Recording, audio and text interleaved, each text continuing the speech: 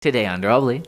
Ben is sketching something. Hey, I'm Ben. And I'm Abby. And we're self-taught artists documenting our drawing adventures because art is better when shared with friends. So click that subscribe button if you're new around here. And check out our drawing guidebook linked down below. Abby, I'm drawing something. Something. Just something. As opposed to? Nothing. Sometimes that's how it goes. Why are you drawing something as opposed to nothing? I don't know if I would say that I've been going through some art block lately, but I feel like maybe over the past month or so, I actually haven't been doing a ton of drawing, and I haven't felt like doing a ton of drawing here and there. So these sketches were a way for me to just do something, because I truly believe that doing something is better than nothing. And at least for myself, when I feel like, oh, I don't know what to draw, or I don't know exactly what I'm going to do right now, it's better for me to just sit down and put pencil to page and at least do a little bit, even if it's only for a couple minutes. Something that I've been talking about going into this new year is the 1 minute rule a lot, which is the idea that each day you set a goal for yourself of just drawing for 1 minute, because it's very helpful and beneficial for you to lower barriers and just sit down and get to work. And your goal is 1 minute, but very often you end up drawing a lot longer than 1 minute, because by the time you sit down and get started, it's a lot easier for you to continue drawing once you're already in that spot. That makes sense. Absolutely. Yeah, and this is something that you are obviously very familiar with. It's mentioned in our drawing guidebook, as well as a lot of other very helpful techniques. But that is one in particular that I've been trying to implement into my life more in the new year. And how's that going for you? It's going well. I still, I don't want to have any illusions to our audience that like we draw every day without fail, because we definitely don't. I definitely don't. I try to draw as much as I can, because I know that consistency is the most important thing for growth, and growth in art is the thing that we are trying to accomplish here and be consistent with. So I know that that is very important, but I also recognize that sometimes you do need to take breaks and step away. And I'm a believer that you should, in art, always do exactly what you want to do. So if you feel like drawing, draw. If you don't feel like drawing, don't.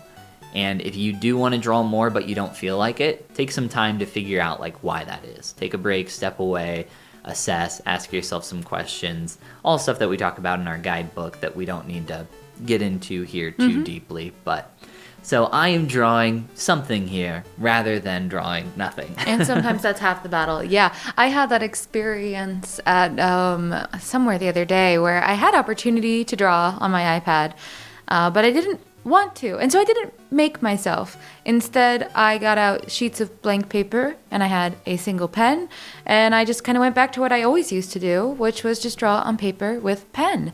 And I ended up drawing things that I was much more pleased with than anything I've drawn on my iPad in a little bit. You trusted your gut and it worked. Yeah, I was having one of my tired days where I'm just like, I'm too tired to focus on making something really good, so I'm going to make this as easy on myself as possible. And the outcome was, I ended up liking the outcome so much, it got me really excited again about drawing in general, whether it's on the iPad or on paper. So that really paid dividends, I think. That's awesome. Yeah, it's called self-care. Well, I think there are a lot of ways that you can, and I have learned from teaching, that you can kind of trick yourself into creating more.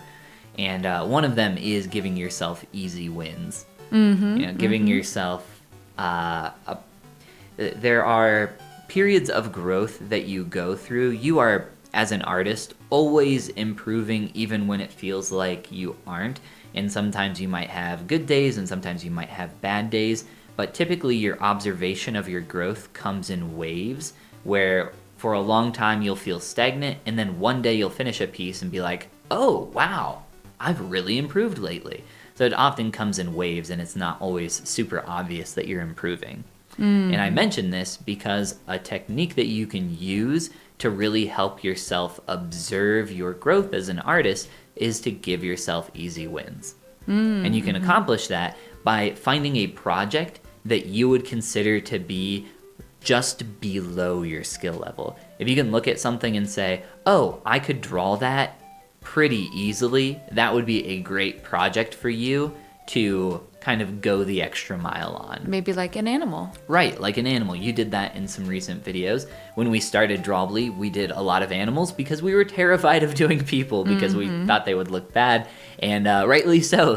When we did start doing people, they did look pretty bad. Yeah. And sometimes our people do look pretty bad still. That's why I think another easy win is drawing non-models. Yeah. It's a lot easier. How can I say this nicely? It's harder to draw beautiful things in general than it is to draw ugly things. Or just non-beautiful. Or non-stereotypically beautiful things. Right. Yes, or people. Yeah, which is often why also for 3D artists, like my students, when they just start and they've never sculpted a character in their entire life, and they pick a really complex or really beautiful character, I'm like, well, hey, maybe we should slow down and pick something a little simpler, a little more easy. We don't need a million different accessories with this really complex makeup and all this stuff. We can try something a little more simple. Because one of the worst things you can do, especially when you're starting out, is give yourself something really difficult to accomplish and fail. Because if you fail and get discouraged really early on, you think that it's your fault. And in some ways it is your fault, but not for the reason that you think. It's more your fault because you chose something that was way harder than what you were ready for. Not that you failed because of your ability. You did fail because of your ability, but not because you're any worse than anybody else is at that level. You're supposed to be bad at that level. Yeah. You're supposed to be unskilled because you're just starting. That's how I feel when I've been to one of the little leather carving classes that I've been going to lately. And the beginning is always like, seeing what we're going to be making. And at first, I'm always in my head like, this looks so simple. But then we get into it, and it turns out that even creating something very, very simple in a medium that you're completely unfamiliar with is difficult and time-consuming and not be perfectly successful even.